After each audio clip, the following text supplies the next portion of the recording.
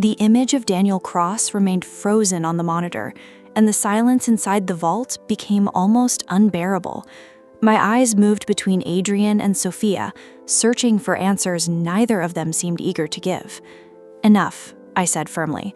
"No more secrets, no more half-truths. I want to know everything about Daniel Cross." Adrian's face tightened. For a moment, I thought he might refuse again, but then he slowly pulled out a chair and sat down, looking far older than he had an hour earlier. "Daniel wasn't just a man your mother met. He was my closest friend." The words struck me like a bolt of lightning. I stared at him in disbelief. Sophia lowered her eyes, as though she had been expecting this confession. Adrian continued, his voice heavy with regret. "We built our first company together. We trusted each other with everything. Then Victoria came into our lives." The way he spoke my mother's name made it clear that even after all these years, he had never stopped loving her. According to Adrian, what started as a friendship slowly became a rivalry. Both men cared deeply for Victoria, but my mother had chosen Adrian. At least, that was what he believed. Then came the mysterious months before my birth. Victoria vanished without warning. Daniel disappeared shortly afterward. Adrian searched desperately for both of them, but found nothing. Years later, anonymous documents arrived, claiming that Victoria and her baby had died overseas. Adrian accepted the tragedy and buried himself in work. Daniel, however, was never found. "Until now," Sophia whispered. Her voice trembled slightly. "We thought he was dead." I felt a chill run down my spine.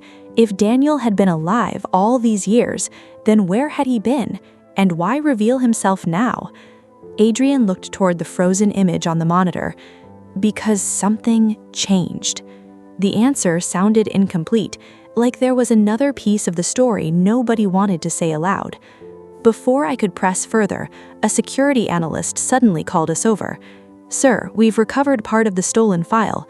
Everyone rushed toward the workstation. My pulse quickened as the technician opened a damaged digital folder recovered from the system backup. Most of the files were corrupted, but one video remained intact. The timestamp showed it had been recorded 26 years ago, the year I was born. My breath caught as the video began playing. The image was grainy and unstable, but I immediately recognized my mother. She looked frightened, exhausted. She was holding a newborn baby in her arms. Me. Tears filled my eyes as I watched her stare directly into the camera. "If you're watching this, Elena," she said softly, "then it means I wasn't able to protect you." My entire body froze. The room disappeared around me. There was only my mother's voice. Then she looked over her shoulder as if someone had entered the room. Fear flashed across her face. "They're coming. I don't have much time." She lowered her voice to a whisper. "The truth about your father is hidden inside." The video suddenly cut to black. No explanation, no ending, just silence. And in the reflection of the dark monitor, I noticed something terrifying. Someone was standing in the vault doorway watching us. Someone who definitely hadn't been there a moment earlier. The moment I noticed the figure standing in the vault doorway, every instinct inside me went on high alert. My mother's unfinished message was forgotten instantly. "Who's there?" I demanded, stepping away from the monitor. The room fell silent. Adrian turned sharply, and within seconds, several security guards moved into position. But the stranger didn't run. He didn't seem frightened at all. Instead, he slowly stepped forward into the light. My breath caught in my throat. He looked to be in his late 50s, with silver hair, sharp features, and calm gray eyes. There was something strangely familiar about him, though I couldn't understand why. The man studied me quietly before offering a faint smile. "You've grown up exactly like your mother," he said. The words sent a chill down my spine. He spoke as if he had known her personally, as if he had known me my entire life. Adrian's face immediately darkened. "You shouldn't be here," he said coldly. The stranger ignored him and kept his attention fixed on me. "What do you mean?" I asked cautiously. The man reached into his coat. Instantly, security guards raised their weapons. Adrian stepped in front of me again, but instead of pulling out a weapon, the stranger produced an old photograph. My heart nearly stopped. It was another picture of my mother. This time, she was standing beside two men. One was Adrian, much younger than he is now. The other was Daniel Cross. The three of them looked happy, like a family, like people whose lives had not yet been destroyed by secrets and betrayal. "My name is Richard Hale," the stranger said calmly, "and I was there the night your mother disappeared." The room became deadly quiet. Sophia looked stunned. Even Adrian seemed caught off guard. Richard slowly handed me the photograph. His hand trembled slightly. "Everything you've been told tonight is only part of the truth, Elena." My pulse quickened. "Then tell me the rest." He looked directly into my eyes. "Your mother wasn't running from Adrian," he paused, "and she wasn't running from Daniel either." My mind reeled. If neither of them had been the threat, then who had my mother been hiding from?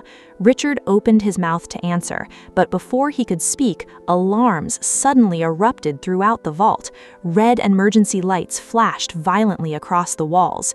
One of the technicians shouted, "We've got a breach in the main security system." Another screen came to life. The image showed multiple black vehicles speeding toward the mansion through the front gates.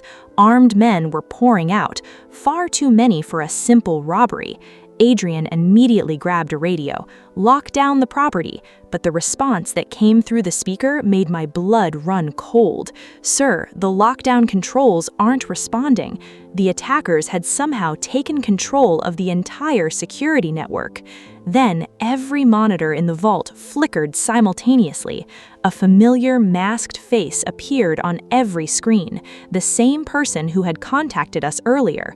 This time, however, the figure wasn't speaking to Adrian or Sophia or Richard. The figure was looking directly at me, and then he said something that made the entire room freeze. "Elena Sterling, it's time you met the man who ordered your mother's disappearance." The words echoed through the vault like a gunshot. "Reveal the name," I demanded, stepping closer to the monitor. My voice shook, but not from fear, from years of unanswered questions, from the weight of every lie that had surrounded my life. Around me, nobody spoke. Adrian stood motionless. Sophia's face had gone pale. Richard Hale looked as though he already knew what was coming. The masked figure tilted his head slightly, almost as if he had expected my reaction. Then he let out a slow breath. "Very well, Elena. You've spent 26 years searching for the truth without even knowing it." The screen flickered briefly. The man who ordered Victoria Sterling's disappearance was... My heart pounded so hard I could hear it in my ears. Someone who feared what she knew. The answer instantly filled me with frustration. "Stop playing games," I shouted. "Tell me his name." The masked figure remained silent for a moment before finally speaking again. "His name is Charles Blackwell." The room exploded with tension. I turned toward Adrian in shock.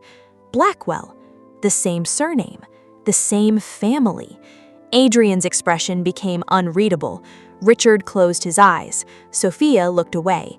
Nobody denied it. Nobody acted surprised. That was answer enough. My stomach twisted painfully. "Who is Charles Blackwell?" I whispered. Adrian swallowed hard. "My father." For several seconds, I couldn't process what I'd heard. The man who might be my father was telling me that his own father had orchestrated my mother's disappearance. The implications were horrifying. Adrian looked devastated. "I never had proof," he admitted. "I suspected him for years, but I could never prove it." Richard suddenly stepped forward. "Because every piece of evidence vanished." His voice carried decades of anger. "Charles controlled judges, investigators, politicians. Anyone who got close to the truth disappeared from the case." My chest tightened. The entire story suddenly felt far bigger than a family secret. It was a conspiracy that had lasted more than 20 decades. Then another thought struck me. If Charles ordered my mother's disappearance, my voice faltered. Then what happened to her? Nobody answered. Nobody could. Before anyone could speak further, the masked figure interrupted. "There's something else you need to know, Elena." Every eye returned to the screen. The figure pressed a button and a new image appeared. It was a recent photograph, taken only days ago. My breath caught instantly. The room seemed to spin around me. The woman in the picture had aged. Her hair was different. Her face carried the marks of time. But there was no mistaking her.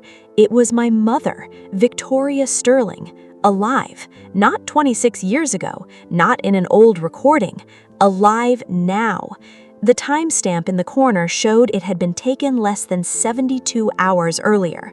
Tears filled my eyes as I stared at the image. Then the masked figure delivered another devastating revelation. She's being held somewhere against her will. And before anyone could ask where, the entire screen suddenly went black. At the exact same moment, a deafening explosion rocked the mansion above us. The ceiling trembled, dust rained down, and Adrian's security chief shouted the words nobody wanted to hear. "Sir, they've breached the house."